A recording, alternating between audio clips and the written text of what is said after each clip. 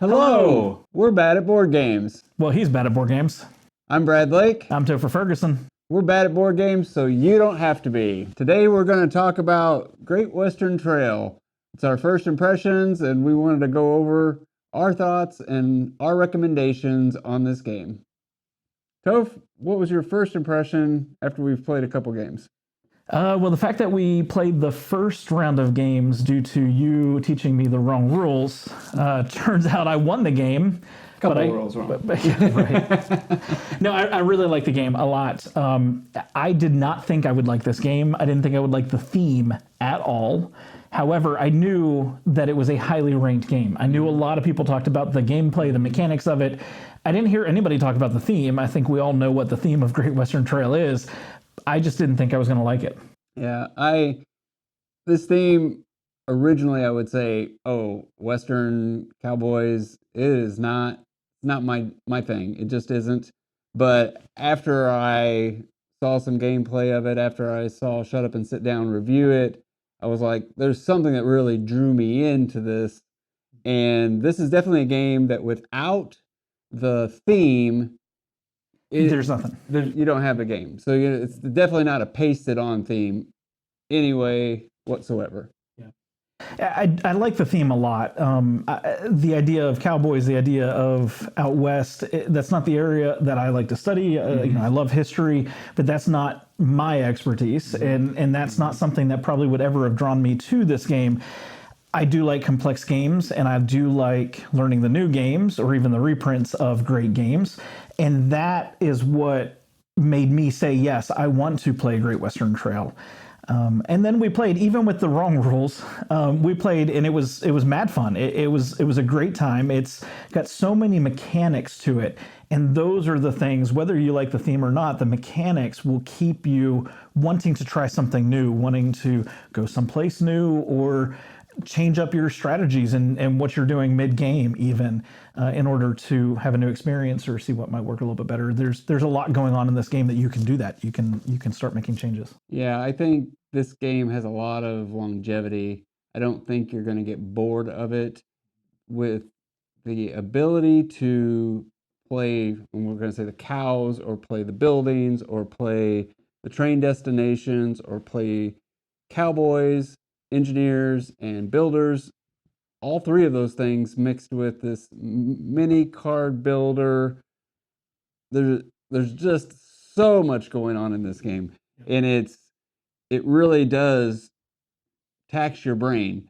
What we found out in this last round that we did is you have to play the cows. Like, the cows are your engine to do so much more, and that really put a twist on things. Unfortunately, we didn't realize that until halfway through, so we're going to be coming back and telling you a little bit more after we get 4, 5, maybe 10 of these games under our belt. But of course, you say that.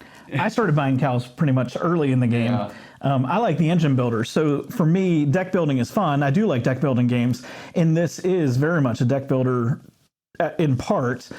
But what drew me initially to this was tableau building. I like building an engine. I like unlocking and improving upgrades. So if you've seen me talk about Scythe, if you've seen me talk about Terraforming Mars, I like to build out my engine. I like to see it in front of me. I like to know what I want to do next. And I knew going into it, even without understanding really the gameplay the first time we played, I knew I had to figure out how to unlock what was in my tableau in order to be better in some way, shape, or form. And so I kind of, especially this last game we played, I knew I had to go for cows. I knew I had to start with that. I think you kind of went a couple different strategies, different times we've played. You've tried buildings, you've tried the train game, if we can call it that way. We've tried different things together, but for me, yes, I knew I had to have cows. I did focus a lot more on building out my tableau in this last game, and I didn't think it was going to win for me. Turned out pretty good, but I'm not bad at board games like somebody else is, so that's okay. But no, I did. You did. You hit a point in this last game where all of a sudden you said, we have to play cows. We have to play cows. And that is, that's Great Western Trail. That's what you're doing. You're herding cows throughout this land, getting them up to sell and deliver. So you have to have that cow. Yeah, so if you don't know a little bit about the theme, you're Texas ranchers, you're breeding cows, and you're taking them from either Oregon or Texas all the way to Kansas City to be sold. And once they're in Kansas City, then you send them on to St. Louis and Bloomington, Philadelphia, all the way to New York. And each one of these mechanics test you and how you're going to be able to deliver those cows further and further down the line, because you need money, you need to be able to move your train further. And so as you're traveling on your trail, you have to stop at buildings, take actions, and determine, what am I going to do for the next 2 or 3 movements before I get to Kansas City to make sure that I have enough cows that are worth enough money, that have enough blue ribbons, that are going to allow me to not take negative victory points because I can't deliver them past, let's see, what is it, Fulton? Or if you stay in Kansas City, you lose 6 victory points. If you only deliver to Fulton, you lose 3 victory points. So everything you do in this game can give you victory points. You buy cows that give you victory points. You get rid of outlaws, you get victory points. You get rid of obstacles in the desert or rocks or river crossings that are hazards. All of these give you victory points. And you don't know who has what until the very end when everything is counted. So it's not like Terraforming Mars. It's not like a lot of other victory point games where you are, oh, I'm 5 points behind Toph and I need to figure out how to make those 5 up. It's, you don't have a clue. You just kind of have a feeling of, I am doing well right now, and I better continue to do well, otherwise I may not have enough at the end. Yeah. You can see each other's tableau, so there's not a lot that is hidden from each other, but there's so many victory conditions, there's so many ways to get points that you're not going to sit down and analyze another player's board to see, do they have more victory points than this or that. Some of the victory points are actually hidden. So as you play this game, we mentioned you have to play cows. Your cows can only get you so far with what you start with. You have to be able to breed cows. You have to be able to get better cows. Because if you don't have the better cows, you can only deliver to these first few locations. The better your cows, the further away that you can deliver them, and the further away you can deliver them, you get more things, whether that's victory points or maybe it's new objectives to be able to complete by the end of the game. Whatever it might be, your cows really are helping you with that. And those cows that you buy, the cows that you breed, you get better cows, those are hidden in your deck. It is a deck builder. So sometimes you don't even know what cows you have in there if you're not keeping up with what it is that you're buying as you go throughout the game. But that is one of the hidden victory points. The rest of the victory points are pretty much going to be on the board, whether that's in your tableau or that's the buildings that you have built on the board itself. You can see those, but you're not going to spend the time looking at another player's tableau trying to count their points. You can't. There's just too much going on with it to be able to be worried about that. And that's why in this last game, I thought I was going to lose so much. I thought I was definitely going to lose. Yeah, and I thought I was going to win.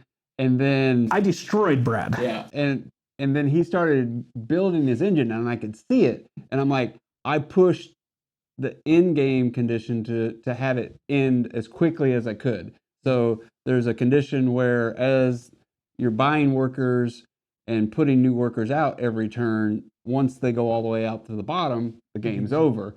So I was trying to race around and go to Kansas City as many times as I could to stop him from being able to build this engine of more cows, more money, more cows, more money, because I thought I had a little bit of a lead, but then I could see it just going away. And then it turned out there was no lead. There was no lead. There was no lead. Here I thought he had the lead, and I'm trying to slow the game down. I'm trying to go to more buildings, do more actions on the board instead of kind of racing over them, because I thought I was so far behind that I needed to somehow build my points before we get here, because as you mentioned, the game ends not necessarily after so many plays. The game ends after so many cows are sold. Because every time you go to Kansas City, every time you sell off the cows and you deliver the cows, then we put more of these workers onto the board that's going to move the end condition closer. Right. And so he was racing there at the end trying to get up to Kansas City, and I was yelling at him the whole time trying to slow him down, because I knew if he raced to the end, he was going to win. And I mean, I don't want to brag, but the score was like 90 to 30. Yeah, it's so completely destroyed Brad on that. You can see the gameplay results on Board Game Geek, but yeah, it's a great game. If you like the complexity in games, if you want to be able to really have to think hard as to what it is you want to do. If you want to think ahead, if you want to stop your opponents, this is also a game where you can actually be competitive. You can build out buildings that will allow or not allow, but force your opponents to stop and pay you money in order to move past. You know, there's different ways that you can interact with each other, not just the board, but each other. And that's really one of the things I think that shines with Great Western Trail. And it's got some interesting game rules that a lot of other games don't have. So I do have to pay Toph every time I go over one of his buildings that he put out. And in the game we talked about, I had to pay him for 2 different buildings that I would pass. However, the game rules are if you don't have the money, it doesn't keep you from going on. You give the opponent the money you have. So you try to just spend it all before you get to those buildings and then recoup it after you get through them. But it doesn't stop your movement. A lot of games would be like, you can't stop, go back, or you have to stop because you can't afford to pay to move on.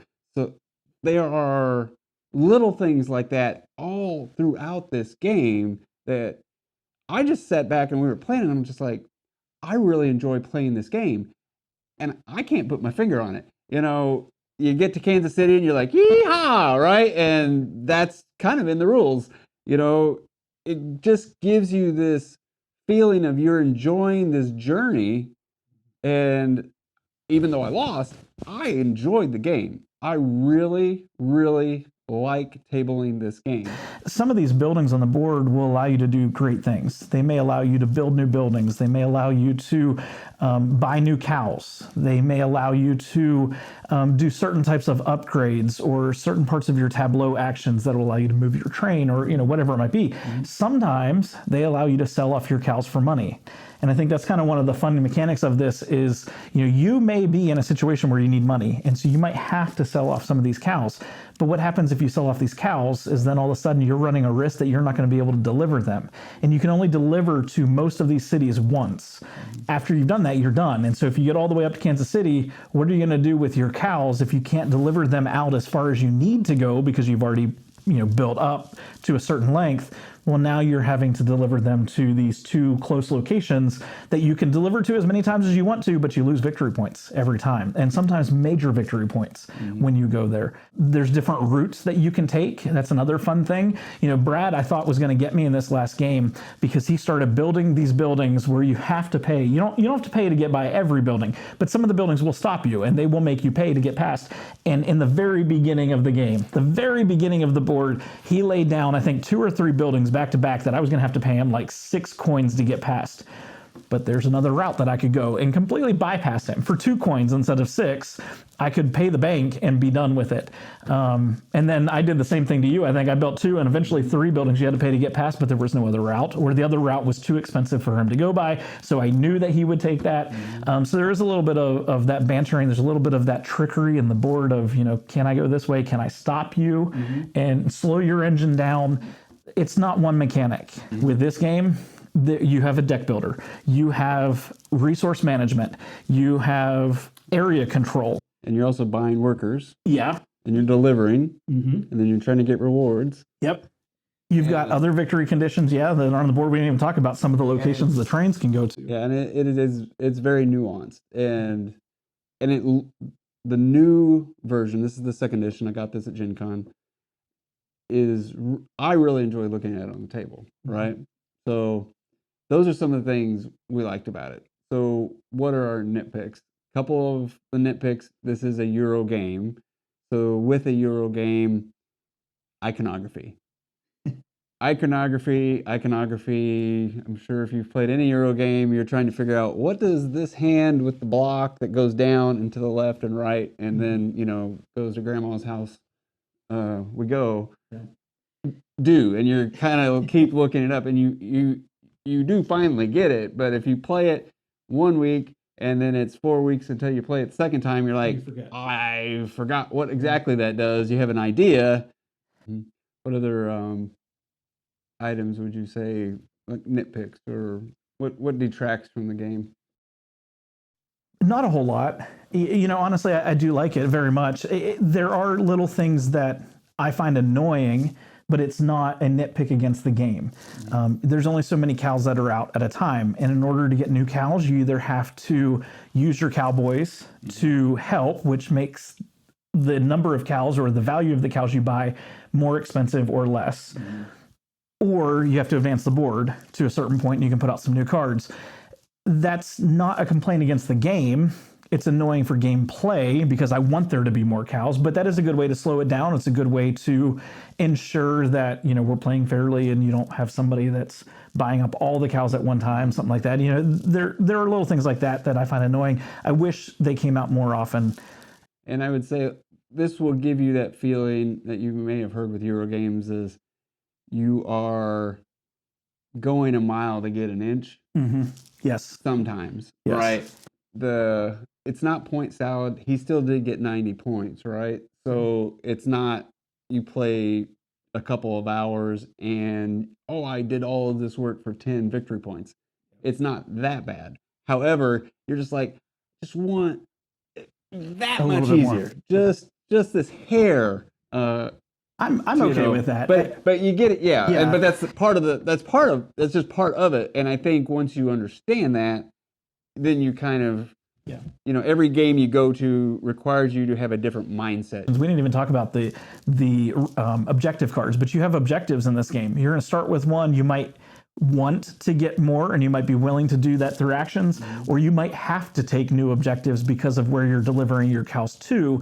That is an automatic thing that they're going to give you, a benefit. However, if you don't complete your objectives, you lose victory points. So that's another part of the complexity of this game, that you have to play for that end condition. That is how I play games. I play for that end condition. So I did play for the objective cards in this last game, and I think my objective cards alone gave me like 25 points or something crazy like that. 25 points in cows and 25 points in objectives. Yeah, it was something big. And so there is a lot. I think that could be a deterrent for somebody who's newer to the hobby, or somebody who does not maybe play the very heavy games. I don't think this is the heaviest of the games. This is not the heaviest that you own or I own, but it is complex. There's a lot going on to it, which is half the fun when you start to figure that out. And then you get up to Kansas City and you have to, before you sell off those cows, yell out, yeah, because that's part of the rules. And that's part of the fun of this game. That's the theme. That's Great Western Trail. This might even be a good intro to a Euro game. It could be. Maybe not with somebody who's never played before. But, And if you have any good entry level Euro games, I'd love to hear you comment down below. Let us know what you think a good entry level Euro game is. There's a lot going on in this game, so it's not just convert this wood to this piece of coal to so forth and deliver it. It's got so many different layers going on, so there's a lot more depth in what you can and can't do, but it's still very painful on its way there. And the Meeples have cowboy hats. This might be my favorite Meeple of any game that I own or play. Honestly, I love these. When we first opened up the game and pulled these out, this was I was like, okay, the board's whatever. But this Meeple is amazing. I had to dust off the cowboy hat for this game. I haven't worn this cowboy hat for a while, but my Meeple wore one. So there you go. Looking good, partner. I still won. That's not unusual. Don't get a big head. You're good. Don't worry. I think I know where I would rate this game. Brad, where would you rate Great Western Trail? This is a solid 8. Might even be a 9 for me. But I'm going to say right now it's an 8. I just really like playing it. For me, it's a feeling that I get when I play a game. And when I was sitting there playing this game, it just hit me as like, I like this game. Mm-hmm. 10s for me have to give me that movie experience or anything over a 9. And there's a couple of them. I've got Rebellion and I've got Nemesis. The ending and how I felt like I was a part of a movie. Those are experiences that I just love. But for this game to kind of just hit me, I'm enjoying playing this. And I'm enjoying playing it with one other person. I think this is going to play well at 3 or 4. and still feel like it's the same experience, and that's what we're going to be doing next. Yeah, I think I'm with you in the rankings. I'm going to say an 8.5. That is just about at the absolute top of the scale that I give when it comes to ranking board games. And for me, I think that is because this game has the complexity to be able to entertain me for as long as it takes to play the game and enjoy the game. But at the same time, sometimes I just want to be able to laugh about the cows and talk smack against the people I'm playing with, be able to have fun with it and still keep up with what I'm doing and be challenged in that. And this game checks all those boxes. It is not a game that you can strip the theme away. The game is done. This game oozes theme, from yelling yeehaw at the very end to how you sell your cows, how far they go, the value of them, blue ribbons, the workers and how they operate for you. You know, there's so many things of this game that just work together. The game itself works together. It's a beautiful engine builder. Don't let the theme detract you. Like at the beginning, I said this was not a game I would have. Why is this so well on Board Game Geek? Why? You know, yeah. But after playing it, it's like, okay, I completely get it. Yeah. Don't let the yeah. It's not pasted on. Don't let the cowboy theme be like, I don't like Westerns. I don't like, and I do like those movies, but don't let that detract you. Yeah. Try to play it somewhere, find somebody who has it, come in, just giving it a try, and then you can make your decision. Is this game worth your money? If you enjoyed this video, please like and subscribe. We'd really appreciate it. And if you have any comments for us, suggestions, you want to tell us about your favorite games, what is your favorite engine builder? What's your favorite deck builder? What's your favorite Western? Comment down below. Let us know. We'll be sure to respond to you. You should be seeing something pop up here or here. Click on that link. Check out some of our videos. I hope they make you laugh. Yeah! And right now, we're going to pretend to be cows for the next 30 seconds to entertain you while those are sitting there. Moo. You think I can make them laugh first? Moo. Moo. Have a great night. Yeehaw!